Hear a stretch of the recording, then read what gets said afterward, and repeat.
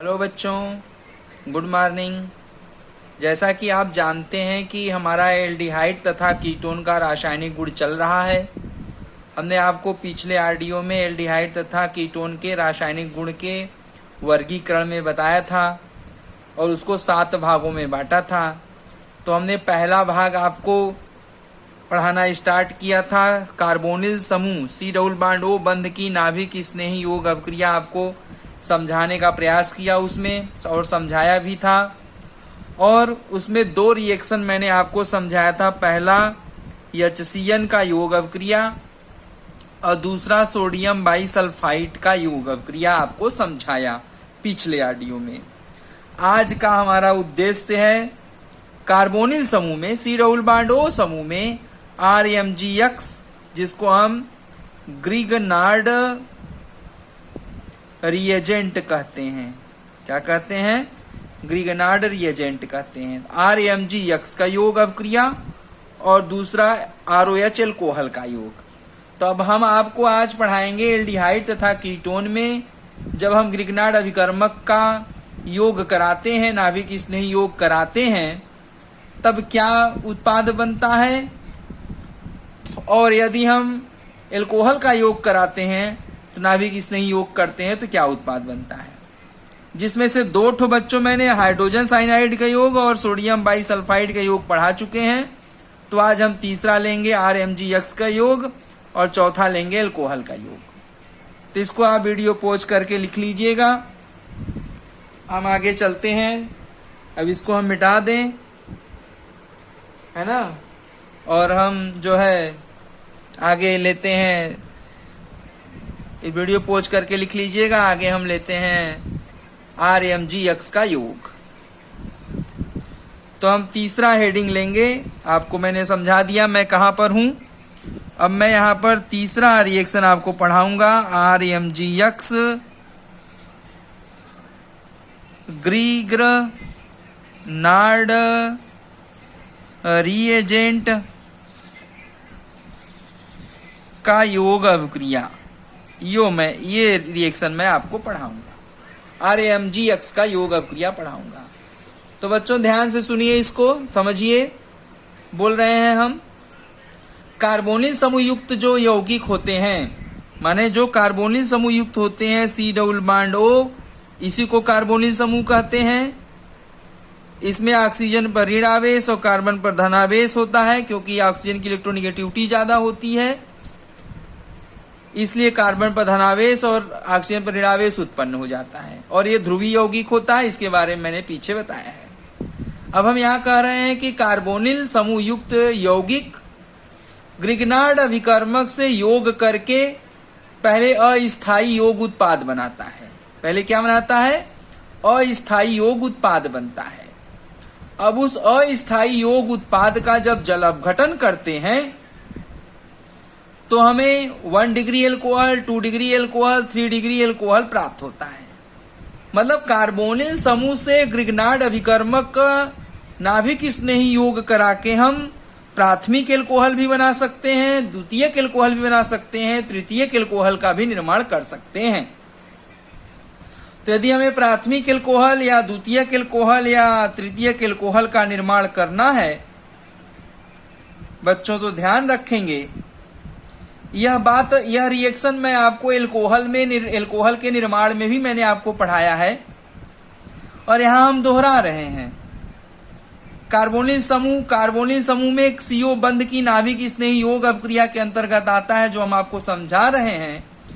तो जब हम कार्बोनिल समूह की अभिक्रिया ग्रिगनार्ड अभिकर्मक से कराते हैं, नाभिक स्नेही योग कराते हैं, तो अस्थायी एक योग उत्पाद बनता है, और उसका जब जल अपघटन करते हैं तो हमारा प्राथमिक एल्कोहल भी बन सकता है, द्वितीयक एल्कोहल भी बन सकता है, तृतीयक एल्कोहल भी बन सकता है। अब जैसा हम कार्बोनिल कंपाउंड लेंगे उस हिसाब से हमें उत्पाद प्राप्त होगा। अब बच्चों देखिए, अब यहाँ पर जैसे मैंने लिया, यहाँ पर ग्रिगनार्ड रिएजेंट लिया, RMgX लिया, तो यहाँ Mg के ऊपर धनायन और R के ऊपर ऋणायन होगा। एल्किल समूह यहाँ से बंध टूटेगा। हमारे पास RMgX में ये धनायन और ये ऋणायन होता है, में Mg धनायन R ऋणायन होता है। तो यहाँ आर ऋणायन नाभिक स्नेही NU का काम करेगा। अब ये क्या करेगा, ये आर ऋणायन सीधे आक्रमण करेगा कार्बोनिल समूह के कार्बन पर, और ये कार्बन ऑक्सीजन के मध्य हमारा बंध टूट जाएगा। तो ये एक योग उत्पाद बनेगा। कौन सा योग उत्पाद बनेगा, यहाँ C और यहाँ O।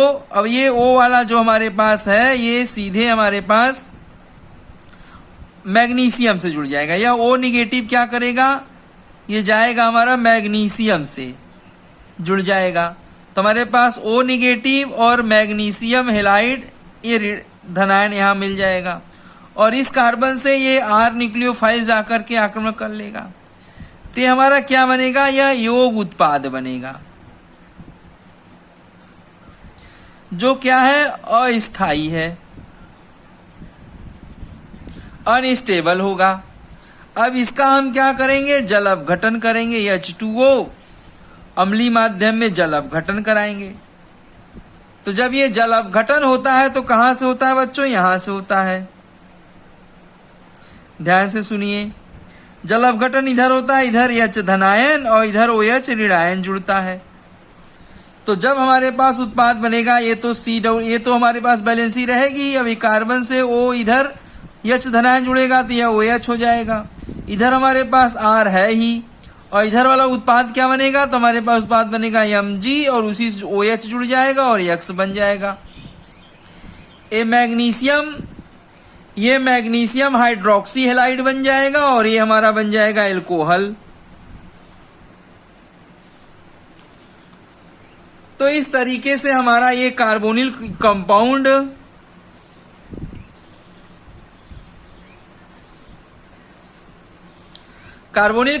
में जब हम ग्रिग्नार्ड अभिकर्मक को जोड़ते हैं, ग्रिग्नार्ड अभिकर्मक आता है यहाँ जुड़ने के लिए, तो पहले एक योग उत्पाद बनाता है अस्थाई। कैसे बनाता है, मैंने तीर से आपको दिखाया है कौन कहां जुड़ रहा है। उसके बाद इस अस्थाई योग उत्पाद का जब जल अपघटन करते हैं, तो जल अपघटन कहां से होता है, मैंने यहां से दिखाया। O के तरफ H धनायन और Mg के तरफ OH ऋणायन जुड़ता है। तो Mg में OH ऋणायन जुड़ता है तो MgOH बन जाता है, मैग्नीशियम हाइड्रोक्सी हेलाइड सह उत्पाद बाहर निकल जाता है। और इधर वाला क्या हो जाता है, C से OH जुड़ जाता है जो एल्कोहल हो जाता है। इस तरीके से ग्रिग्नार्ड अभिकर्मक कार्बोनिल कंपाउंड से योग करके हमारा एल्कोहल उत्पाद का निर्माण कर देता है। अब यहां बात आती है कि ये कब जो है प्राथमिक एल्कोहल बनाएगा, कब द्वितीयक एल्कोहल बनाएगा, कब तृतीयक एल्कोहल बनाएगा। तो बच्चों ध्यान में रखिए, हम आपको बता दें, इस अभिक्रिया को वीडियो पोज करके लिख लीजिएगा, फिर हम आपको समझा दें। अब अगर हम यहां पर दोनों H रख दें, आप सोचिए कार्बोनिल कंपाउंड में दोनों हम H रख दें तो यहां पर भी दोनों H हो जाएगा, यहां पर भी दोनों H हो जाएगा। तो हमारा ये क्या बना, RCH2OH। ये क्या बनेगा, R सिंगल बॉन्ड CH2OH। अब RCH2 कौन एल्कोहल हो गया, 1 डिग्री एल्कोहल हो गया। तो बच्चों यदि हमें 1 डिग्री एल्कोहल यदि बनाना है तो हम फॉर्मल्डिहाइड की अभिक्रिया ग्रिग्नार्ड अभिकर्मक से करा देंगे तो 1 डिग्री एल्कोहल प्राप्त कर लेंगे। अब हमें 2 डिग्री एल्कोहल चाहिए, तो 2 डिग्री एल्कोहल चाहिए तो हम यहां फॉर्मल्डिहाइड की जगह हम एल्किल समूह युक्त एल्डिहाइड लेंगे। कार्बोनिल कंपाउंड में क्या लेंगे हम, एल्किल समूह युक्त एल्डिहाइड मैंने ले लिया, माने इस एल्डिहाइड में एल्किल समूह पहले से ही मौजूद है। तो यहां पर एक हाइड्रोजन के जगह एल्किल समूह रहेगा, एक हाइड्रोजन रहेगा, और यहां पर भी वही रहेगा। तो हमारे पास क्या बनेगा, अब इस कार्बन से कितने एल्किल समूह जुड़ गए, इस कार्बन से 2 एल्किल समूह जुड़ गए और उसी कार्बन से OH भी जुड़ा हुआ है। तो कौन सा एल्कोहल हो जाएगा, ये हमारा सेकेंडरी एल्कोहल हो जाएगा, सेकेंडरी एल्कोहल का निर्माण हो जाएगा। अर्थात मतलब एक एल्किल युक्त एल्डिहाइड, एक ठो एल्किल युक्त एल्डिहाइड की क्रिया यदि हम ग्रिग्नार्ड अभिकर्मक से करा दें तो हमारा सेकेंडरी एल्कोहल प्राप्त हो जाएगा। और यदि बच्चों हम यहां एल्डिहाइड जगह कीटोन लें, अर्थात दोनों बैलेंसी एल्किल समूह से पूरा कर दें, इधर वाला भी एल्किल समूह लगा दिया, इधर भी एल्किल समूह लगा दिया, दोनों एल्किल समूह लगा दिए, तब तो ये कीटोन हो गया। यह कार्बोनिल कंपाउंड हमारा कीटोन हो गया। अब इस कीटोन कार्बोनिल कंपाउंड में ग्रिग्नार्ड अभिकर्मक को अगर जोड़ेंगे तो एक यौग उत्पाद बनेगा अस्थाई। फिर जलब तो यहाँ पर भी हमारे पास H की जगह पर R रहेगा, यहाँ पर भी H की जगह हमारे पास R रहेगा, और जल अपघटन करेंगे तो इस प्रकार का एल्कोहल प्राप्त होगा। इस कार्बन से कितने R जुड़े हुए? इस कार्बन से एक एल्किल समूह, दो एल्किल समूह, तीन एल्किल समूह जुड़े हुए हैं, और इसी कार्बन से OH जुड़ा हुआ है। तो हमारा कौन सा एल्कोहल होगा? तो हमारा 3 डिग्री एल्कोहल होगा। तो ध्यान रखेंगे बच्चों कि जब हम कीटोन में ग्रिग्नार्ड अभिकर्मक जोड़ेंगे तो तृतीयक एल्कोहल प्राप्त करेंगे, और जब फॉर्मल्डिहाइड में ग्रिग्नार्ड अभिकर्मक जोड़ेंगे तो प्राथमिक एल्कोहल प्राप्त करेंगे। और यदि एल्किल समूह युक्त एल्डिहाइड का एल्किल समूह युक्त एल्डिहाइड में अगर ग्रिग्नार्ड अभिकर्मक जोड़ेंगे तब द्वितीयक एल्कोहल प्राप्त करेंगे। तो जो मैंने बातें आपको समझाया है 1 by 1 करके, वो काम आप करोगे तो प्राथमिक एल्कोहल, द्वितीयक एल्कोहल, तृतीयक एल्कोहल, कोई भी एल्कोहल प्राप्त कर सकते हो। अब देखिए हम उदाहरण करके आपको दिखा दें, उदाहरण बना करके दिखा दें। एग्जाम्पल, ये वीडियो पोज करके इसे लिख लीजिएगा। अब हम उदाहरण आपको दिखा रहे हैं, उदाहरण देखिए।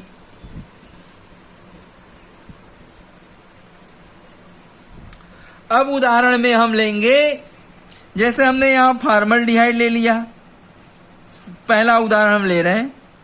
यहां मैंने क्या ले लिया? फॉर्मल्डिहाइड ले लिया, और यहां मैंने ले लिया मेथिल मैग्नीशियम ब्रोमाइड ले लिया। इसका नाम क्या है?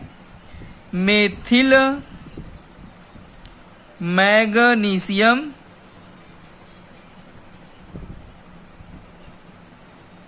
ब्रोमाइड, और ये ग्रिग्नार्ड अभिकर्मक है।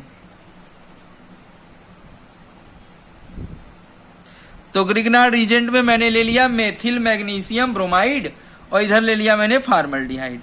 तो इसमें क्या होगा? यहाँ तो ऋण चार्ज होगा, यहाँ धन चार्ज होगा, तो ये क्या करेगा? ये हमारे पास कार्बन पर आक्रमण करेगा, ये बंध खुल जाएगा, और ये यहाँ आक्रमण करेगा, और एक योग उत्पाद बनेगा। कौन सा योग उत्पाद बनेगा? ये H, और यहाँ C से जुड़ जाएगा CH3, और इधर जुड़ जाएगा हमारे पास OMgBr, ये धनायन, ये ऋणायन, और यहाँ हमारे पास क्या होगा? यहाँ हमारे पास H धनायन, OH ऋणायन, जल अपघटन होगा। यह योग उत्पाद बन गया। अब यह योग उत्पाद क्या है? यह योग उत्पाद हमारा अस्थायी है, और यहाँ से हमने H2O अम्लीय माध्यम में जल अपघटन लगा दिया। यहाँ एक तरफ H धनायन, एक तरफ OH ऋणायन जुड़ेगा, और हमारे पास क्या बन गया? H, ये C रहेगा, AH, और इधर हमारे पास OH, ये R, और इधर हमारे पास MgOH बाहर निकल गया। ये मैग्नीशियम हाइड्रोक्सी ब्रोमाइड निकल गया, और ये हमारे पास क्या हो गया? ये हमारा हो गया R, ये हमारा R की जगह हमने यहाँ ले रखा ना CH3, तो हमारे पास यहाँ निकल के आएगा आपका CH3 CH2OH। तो हमारा कौन सा एल्कोहल हो गया? ये 1 डिग्री एल्कोहल हो गया, 1 डिग्री एल्कोहल, जिसको हम एथेनॉल कहेंगे। तो देखिए हमने फॉर्मल्डिहाइड में हमने उदाहरण रखा एक ठो, फॉर्मल्डिहाइड में methyl magnesium bromide Grignard reagent का योग अवक्रिया कराया, तो हमारा कार्बन से मेथिल जुड़ गया, MgBrO से जाके जुड़कर योग उत्पाद बना लिया। अब इस योग उत्पाद का जल अपघटन कराया तो CH3 CH2OH बन गया, और MgOHBr बाहर हो गया, मेथिल मैग्नीशियम ब्रोमाइड बाहर हो गया, और हमारा 1 डिग्री एल्कोहल एथेनॉल प्राप्त हो गया। तो यहाँ वीडियो को पॉज करके अभिक्रिया लिख लीजिएगा। अब देखिए इसी में हम दूसरा रिएक्शन लिखेंगे, दूसरा उदाहरण बताएंगे। अब देखिए अब हमारा उदाहरण नंबर 2। अब उदाहरण नंबर 2 में हम यहाँ फॉर्मल्डिहाइड की जगह हम यहाँ CH3 रख देंगे। तो यहाँ जब H की जगह मैंने CH3 लगा दिया, तो यहाँ पर भी H की जगह हम CH3 लगा देंगे योग उत्पाद में भी, और यहाँ उत्पाद जो हमारा बना इस उत्पाद में भी एक H की जगह CH3 लगा देंगे। अब जैसे ही मैंने यहाँ फॉर्मल्डिहाइड में एक H हटाकर CH3 लगा दिया, तो उसका नाम हो गया एसिटल्डिहाइड, नाम हो गया एसिटल्डिहाइड। अब एसिटल्डिहाइड में हम मेथिल मैग्नीशियम ब्रोमाइड का योग अपक्रिया कर रहे हैं, तो योग करेंगे तो मेथिल ऋणायन जाकर के कार्बन जुड़ेगा और यहाँ बंध टूटेगा और ऋणायन बनेगा और ऋणायन जाकर के मैग्नीशियम ब्रोमाइड से जुड़कर ऐसे योग उत्पाद का निर्माण कर लेगा। अब इस योग उत्पाद का जल अपघटन करेंगे तो यहाँ O और Mg के बीच में बंध कमजोर है, यहीं जल अपघटन होगा, O के तरफ H धनायन, Mg के तरफ OH ऋणायन जुड़ जाएगा। तो जब जल अपघटन होगा तो यहाँ हमारे पास ये उत्पाद बन जाएगा और ये मैग्नीशियम हाइड्रोक्सी ब्रोमाइड बन जाएगा। तो यहाँ जो उत्पाद बना हमारा, कैसा उत्पाद बना, यहाँ हमारा उत्पाद बना ऐसा कि एक तरफ C में OH हो गया और हमारे पास 2 ठो CH3 आ गया और एक H है हमारे पास। हमारे पास क्या बना, CH3 का होल ट्वाइस CHOH बना। तो ये कौन सा अल्कोहल बना हमारे पास, ये सेकेंडरी एल्कोहल बना। अब इस सेकेंडरी एल्कोहल का नाम क्या होगा, 2 मेथिल एथेनॉल। 2 देखिए यहां से नंबरिंग करेंगे तो 1 2 करेंगे, 1 पर शाखा मिल जाएगा तो हो जाएगा 1 मेथिल एथेनॉल। तो 1 मेथिल एथेनॉल अर्थात आइसोप्रोपिल कह सकते हैं, आइसोप्रोपिल एल्कोहल जो सेकेंडरी एल्कोहल है।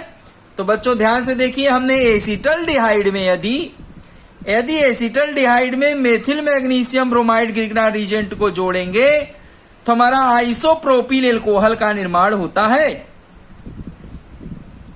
अर्थात 1 मेथिल एथेनॉल का निर्माण हो जाता है जो एक प्रकार का सेकेंडरी एल्कोहल है। समझ में आया? तो इस तरीके से हम दूसरा एग्जाम्पल भी आपको समझा दिए, इसको वीडियो पॉज करके अवक्रिया को लिख लीजिएगा। अब तीसरा उदाहरण लेते हैं, इसको पॉज करके लिख लीजिएगा, ठीक। तो अब हम दूसरा एग्जाम्पल लेते हैं, अगला तीसरा एग्जाम्पल लेते हैं। अब तीसरे एग्जाम्पल में हम क्या करेंगे, जो एसिटल्डिहाइड में एक H हमारा ये बचा हुआ है, अब इसके जगह पर भी हम क्या करेंगे, CH3 लगा देंगे, अर्थात इस कार्बन से हम कितना CH3 जोड़ेंगे, 2 CH3, एक CH3 इधर एक CH3 इधर। तो योग उत्पाद में भी यहाँ H नहीं रहेगा, यहाँ क्या रहेगा, CH3 रहेगा, और यहाँ पर भी उत्पाद में भी क्या रहेगा, CH3 रहेगा। तो हमारे पास ये उत्पाद में यह उत्पाद कैसा बनेगा, यह उत्पाद में हमारे पास OH हो जाएगा और यहाँ से एक CH3, दूसरा CH3 और ये तीसरा CH3 हो गया। तो ये कौन सा एल्कोहल बन जाएगा, ये टर्सरी एल्कोहल बन जाएगा। देखिए बच्चों, अब यहां हमने जब दोनों CH3 कर दिया तो इसका नाम हो गया है एसीटोन। अब एसीटोन में methyl magnesium bromide Grignard reagent को जोड़ रहे हैं तो हमारा ये इस प्रकार का योग उत्पाद बन रहा है। अब इस योग उत्पाद अस्थायी योग उत्पाद का जल अपघटन करेंगे तो ऐसा उत्पाद प्राप्त करेंगे और सह उत्पाद के रूप में मेथिल में hydroxy bromide, magnesium hydroxy bromide बाहर निकल जाएगा और बचेगा हमारा तृतीयक एल्कोहल। अब इस तृतीयक एल्कोहल का यूपीएसी नाम क्या होगा, 1 2 3, तो 2 मेथिल प्रोपेनॉल 2। इस तृतीयक एल्कोहल का यूपीएसी नाम हो जाएगा 2 मेथिल प्रोपेनॉल 2, अर्थात इसे हम टर्सरी ब्यूटिल एल्कोहल कह सकते हैं। तो ये हमारा टर्सरी ब्यूटिल एल्कोहल प्राप्त हो गया। तो ये हमारा क्या हुआ, ग्रिग्नार्ड अभिकर्मक का योग हुआ कीटोन में। तो जब कीटोन में ग्रिग्नार्ड अभिकर्मक को जोड़ते हैं तो तृतीयक एल्कोहल प्राप्त करते हैं। इस प्रकार से मैंने आपको बारी बारी से प्राथमिक एल्कोहल, द्वितीयक एल्कोहल और तृतीयक एल्कोहल के निर्माण बता दिए, कैसे बनता है। ग्रिग्नार्ड अभिकर्मक का योग जब एल्डिहाइड कीटोन से कराते हैं तो यही बनता है। तो एल्डिहाइड से कराएंगे, फॉर्मल्डिहाइड से कराएंगे तो योग तो ग्रिग्नार्ड अभिकर्मक का तो प्राथमिक एल्कोहल, एसिटल्डिहाइड से ग्रिग्नार्ड अभिकर्मक को जोड़ेंगे तो द्वितीयक एल्कोहल और एसीटोन से ग्रिग्नार्ड अभिकर्मक को जोड़ेंगे तो हमारा तृतीयक एल्कोहल प्राप्त होता है। इस तरीके से अब बच्चों अगर हमारे पास बेंजल्डिहाइड है, अगर हम बेंजल्डिहाइड में जोड़ें तो बेंजल्डिहाइड में भी प्राप्त कर सकते हैं, लेकिन वो भी सेकेंडरी एल्कोहल भी होगा। चौथा एग्जाम्पल देखिए हम यहाँ ले सकते हैं। हमारे पास चौथा एग्जाम्पल में हम एक CH3 की जगह पर क्या रखेंगे, C6H5 रखेंगे और एक तरफ H रखेंगे। तो हमारे पास क्या होगा, वो नाम होगा बेंजल्डिहाइड। क्या होगा, बेंजल्डिहाइड। तो यहां हमारे पास वही बात, एक तरफ H रखेंगे और एक तरफ C6H5 रखेंगे। यहां उत्पाद में भी एक तरफ H रखेंगे और एक तरफ C6H5 रखेंगे। तो हमारे पास क्या होगा, यहां हमारे पास उत्पाद में भी वही बात आएगा। उत्पाद में भी हमारे पास एक तरफ H रखेंगे, एक तरफ C6H5 रखेंगे और एक तो हमारे पास ग्रिग्नार्ड अभिकर्मक से CH3 आएगा। तो हमारे पास कौन सा एल्कोहल बनेगा बच्चों, द्वितीयक एल्कोहल बनेगा, सेकेंडरी एल्कोहल बनेगा। तो यदि हम बेंजल्डिहाइड की क्रिया अगर ग्रिग्नार्ड अभिकर्मक से कराते हैं, यदि बेंजल्डिहाइड की क्रिया मेथिल मैग्नीशियम ब्रोमाइड से कराते हैं, तो इस प्रकार से अभिक्रिया होती है और उत्पाद हमारा सेकेंडरी एल्कोहल बनता है।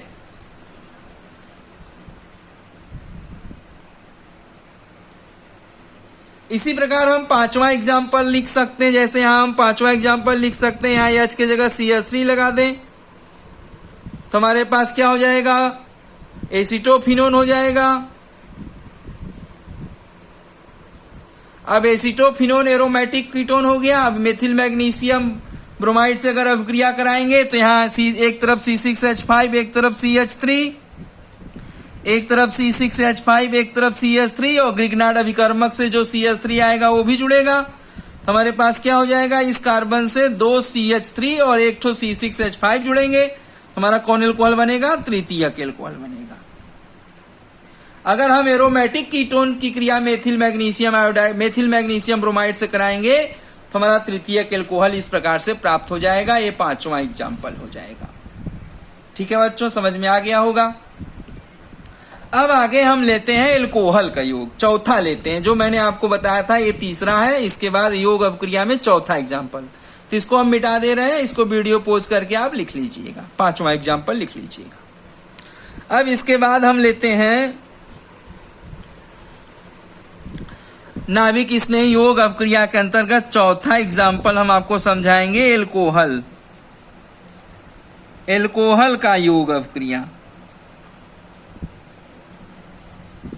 एल्कोहल का योग अभिक्रिया मतलब ROH का योग। अब ROH में आप देख लीजिए बच्चों, अगर इसे हम अगर तोड़े तो RO ऋणायन और H धनायन बनेगा, अर्थात एल्कोक्साइड आयन बनेगा, एल्कोक्साइड आयन बनेगा और हाइड्रोजन आयन बनेगा। एल्कोहल में ये बात ध्यान रखेंगे कि एल्कोहल जब टूटेगा तो एल्कोक्साइड आयन और हाइड्रोजन आयन बनता है। अगर आप इस बात को समझ गए तो आप ये भी जान गए कि कार्बोनिल कंपाउंड में एल्कोहल जुड़ेंगे तो क्या बनेगा, उत्पाद। तो बच्चों ध्यान रखिएगा, इस बात को मिटा दे रहे हैं तो इसको सुन भी लीजिए। यदि हम एल्डिहाइड में कीटोन में बात नहीं करेंगे, क्योंकि कीटोन यह अभिक्रिया नहीं करता, कीटोन में एल्कोहल का योग नहीं होता है।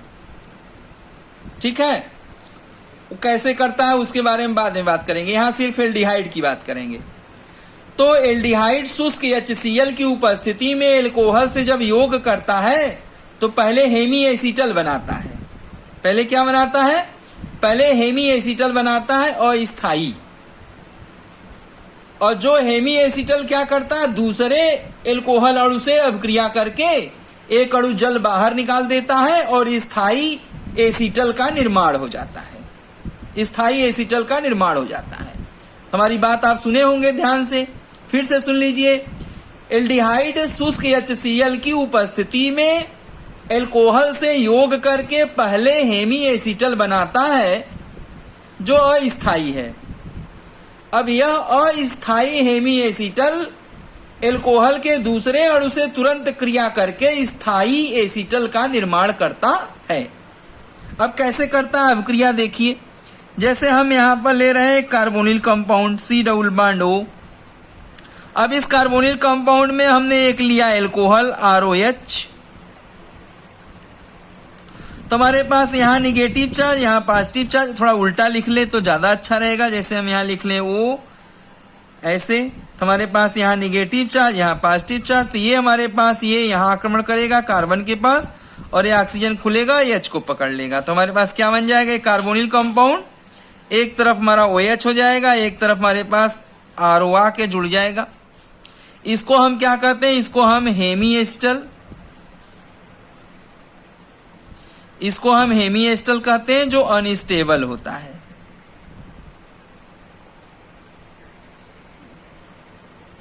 ये अनस्टेबल होता है।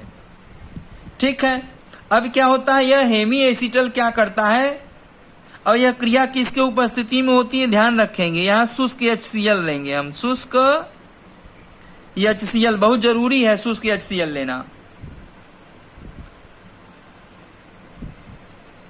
क्योंकि अवक्रिया के दौरान जो जल बनेगा उसको शुष्क HCl क्यों लेते हैं, क्योंकि हम यहाँ पर शुष्क HCl इसलिए लेते हैं क्योंकि एल्डिहाइड को यह प्रोटोनीकृत कर देता है और नाभिक स्नेही समूह का आक्रमण आसान हो जाता है।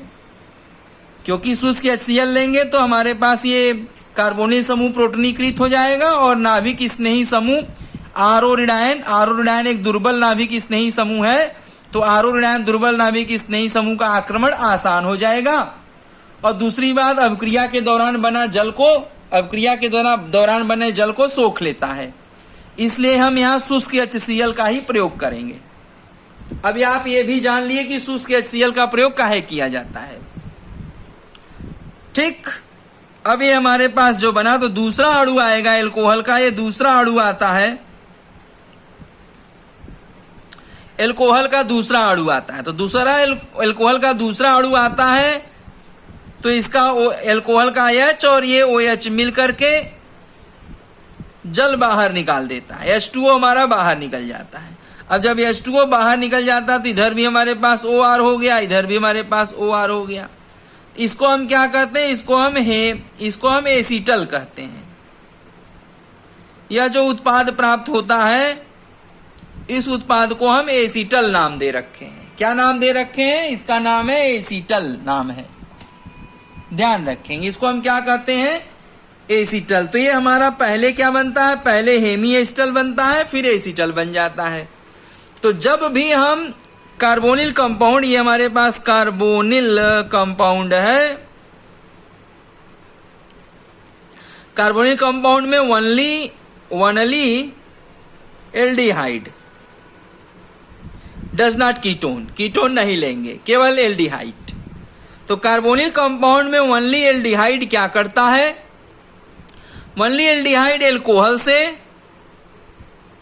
शुष्क HCl के उपस्थिति में नाभिक स्नेही योग अवक्रिया करके पहले हेमी एसिटल बनाता है जो अनस्टेबल है। फिर यह अनस्टेबल हेमी एसिटल एल्कोहल के दूसरे अणु से अवक्रिया करके जल का अणु बाहर निकाल देता है और एसिटल एक स्थायी उत्पाद का निर्माण कर देता है।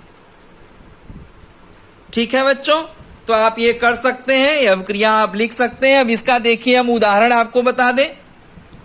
ये तो मैंने आपको समझा दिया, आप कुछ एग्जाम्पल, इसको वीडियो पोज करके अवक्रिया लिख लीजिएगा। आप थोड़ा एग्जाम्पल मैं आपको बता दूं, तो इसका एग्जाम्पल है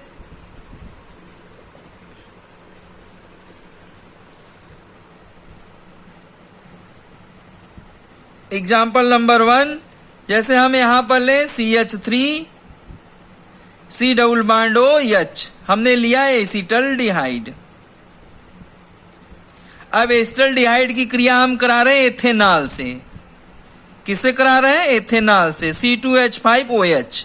इसका नाम क्या है, एथेनॉल है। तो एसिटल डिहाइड क्रिया हम एथेनॉल से करा रहे हैं, तो ये हमारा यहाँ कार्बन पर आक्रमण करेगा और ये बंद खुलकर ये H को पकड़ लेगा। तो हमारे पास क्या होगा, हमारे पास पहले हेमी एसिटल बनेगा, ये हमारे पास H है और यहाँ हमारे पास OC2H5 आ गया और यहाँ OH हो गया। ये हेमी एसिटल बन गया। अब हेमी एसिटल क्या करेगा, अब ये शुष्क HCl ड्राई HCl की उपस्थिति में अवक्रिया होगा। ड्राई HCl हाइड्रोक्लोरिक अम्ल की उपस्थिति में अवक्रिया कराएंगे। अब ये क्या करेगा, एल्कोहल का दूसरा अणु OHC2H5, तो C2H5OH एथेनॉल का दूसरा अणु आएगा और ये जो है अवक्रिया कर लेगा।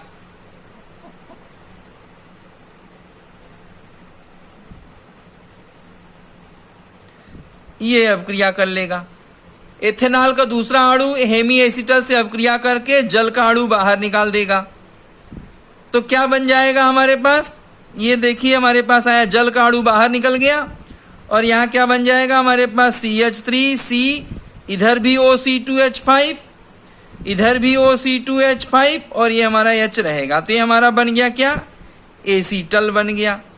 तो मैंने ये एसीटल्डिहाइड की क्रिया एथेनॉल से कराया तो पहले हेमी एसीटल बना और हेमी एसीटल की क्रिया जब दूसरे एथेनॉल अणु से अवक्रिया किया तो एसीटल बन गया।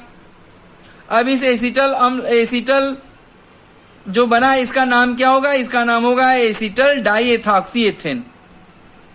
इसका नाम क्या होगा, इसका नाम होगा एसीटल डाईएथॉक्सी। ये डाईएथॉक्सी है ना, तो डाईएथॉक्सी एथेन, एसीटल डाईएथॉक्सी एथेन का निर्माण हो जाता है। तो ये तो हमारा हुआ एल्डिहाइड का एल्कोहल से जब हमने एल्डिहाइड का जब हमने नाभिक स्नेही योग कराया एल्कोहल एथेनॉल से, तो इस प्रकार से हमारा पहले हेमी एसिटल फिर बाद में एसिटल का निर्माण हो जाता है। इसी प्रकार हम दूसरा उदाहरण ले सकते हैं। हम एथेनॉल के जगह हम क्या कर सकते हैं, मेथेनॉल ले सकते हैं। इसके पहले हमारा क्या था, एथेनॉल था, C2H5OH था, एग्जाम्पल नंबर 1 था। वीडियो पोस्ट करके आप लिख लीजिए। तो अब दूसरा एग्जाम्पल हम आपको समझा देंगे। दूसरा एग्जाम्पल पहले वीडियो पोस्ट करके अवक्रिया लिख लीजिएगा। अब क्या करेंगे, दूसरा एग्जाम्पल के लिए हम C2H5 जगह हम रख देंगे CH3। तो हमारा इसका क्या नाम हो जाएगा, इसका नाम हो जाएगा मेथेनॉल। तो मेथेनॉल हो जाएगा तो यहाँ C2H5 की जगह CH3 आएगा हेमी एसिटल में और यहाँ दूसरा अणु जो एल्कोहल का रहेगा वो भी मेथेनॉल आएगा। अब CH3OH दूसरा अणु आएगा मेथेनॉल। तो यहाँ जब अवक्रिया होगी तो यहाँ पर हमारे पास क्या बनेगा, OCH3 और यहाँ C2H5 की जगह हमारे पास क्या हो जाएगा, OCH3। तो हमने क्या किया, एसिटल्डिहाइड की क्रिया मेथेनॉल से करा दिया। अब एसिटल्डिहाइड की क्रिया मेथेनॉल से कराएंगे ड्राई HCl की उपस्थिति में, शुष्क HCl के उपस्थिति में। तो एसिटल्डिहाइड की क्रिया मेथेनॉल से करा रहे हैं शुष्क HCl की उपस्थिति में। तो पहले हमारा हेमी एसिटल बनेगा, फिर यह हेमी एसिटल मेथेनॉल के दूसरे अणु से अवक्रिया करेगा तो जल का अणु बाहर निकल जाएगा और उत्पाद बन जाएगा एसिटल। तो इस एसिटल का क्या नाम होगा, इस एसिटल का नाम होगा 1,1-डाई मेथॉक्सी एथेन। इसका नाम क्या होगा, एसिटल तो रहेगा ही। अब एसिटल के साथ साथ इसका नाम क्या हो जाएगा, 1,1 methoxy, 1,1 dimethoxy, 1,1 dimethoxy ethane. तो इसका नाम हो जाएगा 1,1 डाई। देखिए हमारे पास 1 2 यही होगा नंबरिंग। तो 1 2 1 पर 2 ये भी मेथॉक्सी ये भी मेथॉक्सी, इसलिए मैंने लिख दिया 1,1 डाई मेथॉक्सी एथेन।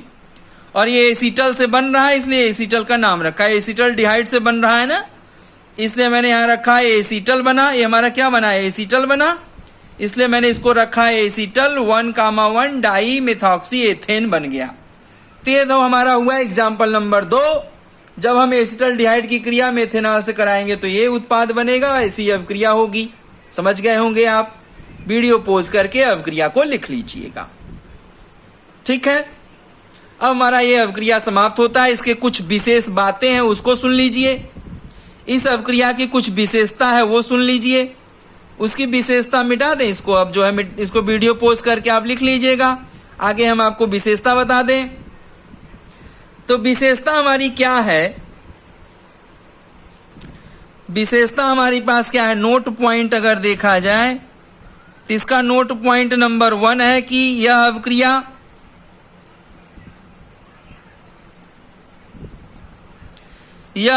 कीटोन नहीं करता। पहली विशेषता, यह अवक्रिया केवल एल्डिहाइड ही करता है, यह अवक्रिया कीटोन नहीं करता। पहली विशेषता जान गए कि यह अवक्रिया कौन करता है, यह अवक्रिया केवल एल्डिहाइड करता है, कीटोन यह अवक्रिया नहीं करता। अब दूसरी विशेषता यह है कि यह अवक्रिया उत्क्रमणीय होती है क्योंकि जल विघटित होकर पुनः वास्तविक एल्डिहाइड बना देता है। जैसे हमारे पास यहाँ एसीटल बना था ना, एसिटल्डिहाइड से CH3COC2H5 OC2H5 और ये H, ये हमारे पास एसीटल बना था। अभी मैंने आपको ये ऐसा एसीटल बनाया, पहले एग्जाम्पल में मैंने यही एसीटल बनाया। अब यहाँ दो अणु के द्वारा यदि हम जल अपघटन करा दें तो हमारे पास क्या होगा, फिर से हमारा एल्डिहाइड बन जाता है। CH3C⋯OH एसिटल्डिहाइड बन जाएगा और दो अणु एथेनॉल C2H5OH अलग हो गया। तो इसकी दूसरी विशेषता ये है कि अगर हम एसीटल का जल अपघटन कर दे तो हमारा पुनः फिर से एल्डिहाइड बन जाता है। माने एसिटल्डिहाइड से ही हमारा एसीटल बना था, लेकिन अगर हम एसीटल का जल अपघटन करा दें, जल के द्वारा जल अपघटन करा दें तो फिर से हमारा एसिटल्डिहाइड बन गया और दो अणु एल्कोहल अलग हो गया। अर्थात यह अवक्रिया कैसी है, यह अवक्रिया उत्क्रमणीय है। अर्थात कार्बोनिल कंपाउंड का अगर हम एल्कोहल से नाभिक स्नेही योग अवक्रिया करते हैं तो यह अवक्रिया उत्क्रमणीय होती है। यह नोट नंबर 2 है। तो नोट नंबर 1 क्या है, यह अवक्रिया कीटोन नहीं करता, केवल एल्डिहाइड करता है। दूसरा नोट पॉइंट है कि एसीटल जो बनता है, इस अवक्रिया के दौरान जो एसीटल बनता है वह एसीटल जल अपघटित होकर पुनः फिर से अपने एल्डिहाइड में बदल जाता है। मतलब यह अवक्रिया उत्क्रमणीय होती है। एसिटल्डिहाइड से चले एसीटल बनाए और एसीटल का जल अपघटन करके फिर से एसिटल्डिहाइड बन गया। मतलब एसिटल्डिहाइड से मैंने एसिटल्डिहाइड की अवक्रिया एथेनॉल से कराया तो बना हमारा एसीटल, और एसीटल का जल अपघटन कर दिया तो फिर से एसिटल्डिहाइड बन गया। अर्थात यह अवक्रिया क्या, उत्क्रमणीय है। दूसरा विशेषता हो गया। और दूसरा नोट पॉइंट हो गया, इसको वीडियो पॉज करके लिख लीजिएगा। तीसरा हमारे पास क्या है विशेषता, तीसरी विशेषता है कि हम शुष्क, यह अवक्रिया शुष्क HCl की उपस्थिति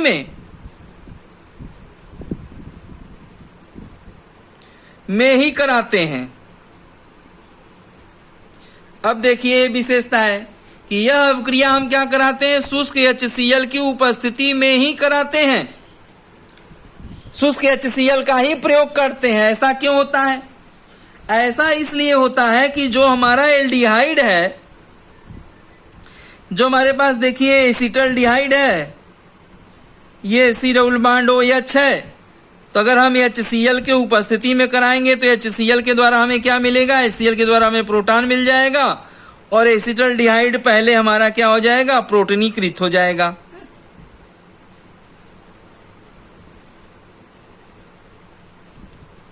पहले क्या हो जाएगा हमारा, क्या यहाँ पर प्रोटोनीकृत हो जाएगा। अब ये प्रोटोनीकृत हो जाएगा तो ये तुरंत अनुनाद कर लेगा। अनुनाद करके हमारा CH3 ये कार्बोधनायन और ये OH हो जाएगा और ये H हो जाएगा। अब ये मध्यवर्ती बन जाएगा अनुनाद करके। अब जब मध्यवर्ती कर लेगा तो यहाँ RO nucleophiles, RO alkoxide nucleophile, RO nucleophile जो हमारे पास है, एल्कोक्साइड न्यूक्लियोफाइल है, वो बड़े आसानी से यहाँ पर आक्रमण करके, कार्बोधनायन पर आक्रमण करके जुड़ जाएगा एसिटल्डिहाइड से और हेमी एसिटल का निर्माण कर लेगा। तो बच्चों इसलिए हमने बताया कि इस अवक्रिया के लिए HCl क्यों जरूरी है। इस अवक्रिया के लिए शुष्क HCl इसलिए जरूरी है कि एल्कोहल्स के द्वारा हमें RO जो प्राप्त होता है यह थोड़ा दुर्बल नाभिक स्नेही समूह प्राप्त होता है, तो इसके आक्रमण करने में कठिनाई होगा।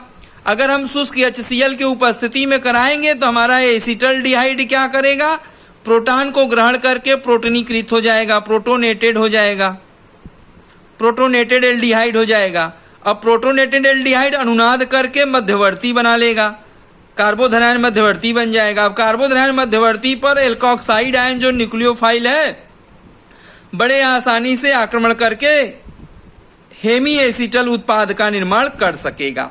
इसलिए हमें यह अवक्रिया शुष्क HCl के उपस्थिति में ही कराते हैं। एक कारण तो ये हुआ। दूसरा कारण ये है कि जब हमारा एल्कोहल का दूसरा अणु आता है एल्कोहल का दूसरा अणु आता है तो इस हेमी एसिटल पर आक्रमण करता है। एल्कोहल का दूसरा अणु हेमी एसिटल पर आक्रमण करके क्या बनाता है? एसीटल बनाता है। और साथ में क्या बनता है? जल बनता है।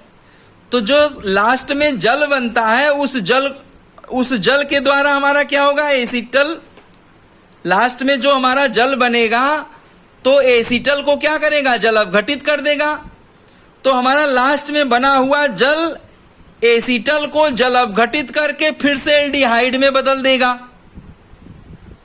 इसलिए हम HCl, शुष्क HCl का प्रयोग करते हैं इसलिए कि शुष्क HCl लास्ट में बने जल को अवशोषित कर लेगा, सोख लेगा। तो जब शुष्क HCl का प्रयोग करेंगे तो लास्ट में बने जल को सोख लेगा, तो फिर एसीटल का जल अपघटन नहीं होने पाएगा। और एसीटल का जल अपघटन नहीं होगा और एल्डिहाइड के द्वारा हम एसीटल की प्राप्ति कर लेंगे। अगर हम शुष्क HCl का प्रयोग नहीं करेंगे तो लास्ट में बना हुआ जल एसीटल को जल अपघटित करके फिर से एल्डिहाइड बना देगा। यही कारण है, तीसरा कारण मैंने आपको बताया जो कि शुष्क HCl का ही प्रयोग क्यों करना चाहिए। तो शुष्क HCl का प्रयोग इसलिए करना चाहिए क्योंकि एल्डिहाइड को प्रोटोनीकृत कर देता है और नाभिक स्नेही एल्कोक्साइड समूह आक्रमण आसान हो जाता है और आसानी से हेमी एसिटल का निर्माण हो जाता है। फिर हेमी एसिटल एल्कोहल के दूसरे अणु से अभिक्रिया करके एसिटल बना देता है और एसिटल बनने के बाद साथ साथ बनता है H2O। तो उस जल को भी HCl क्या करता है? शुष्क HCl जल को अवशोषित कर लेता है, जिससे अभिक्रिया हमेशा अग्र दिशा में ही बढ़ती है, विपरीत दिशा में नहीं जाती। अगर HCl प्रयोग नहीं करेंगे तो अभिक्रिया फिर से एल्डिहाइड बना के चली जाएगी, माने एसिटल से फिर एल्डिहाइड बन जाएगा, अभिक्रिया उत्क्रमणी हो जाएगी। इसी उत्क्रमणी अभिक्रिया को रोकने के लिए अभिक्रिया अग्र दिशा में जाए, इसलिए हम शुष्क HCl का प्रयोग करते हैं। तो ये तो हुआ हमारा योग अभिक्रिया, नाभिक स्नेही योग अभिक्रिया हो गया समाप्त। अब हम एल्डिहाइड के रासायनिक गुण में, एल्डिहाइड और कीटोन के रासायनिक गुण के अंतर्गत हम दूसरा रासायनिक गुण पढ़ाएंगे, नंबर 2 CO समूह के ऑक्सीजन का प्रतिस्थापन।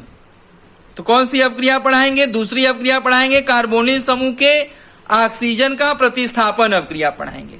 और यह रासायनिक गुण नंबर 2 हम आपको अगले वीडियो में समझाएंगे। आज के लिए बस इतना ही, धन्यवाद।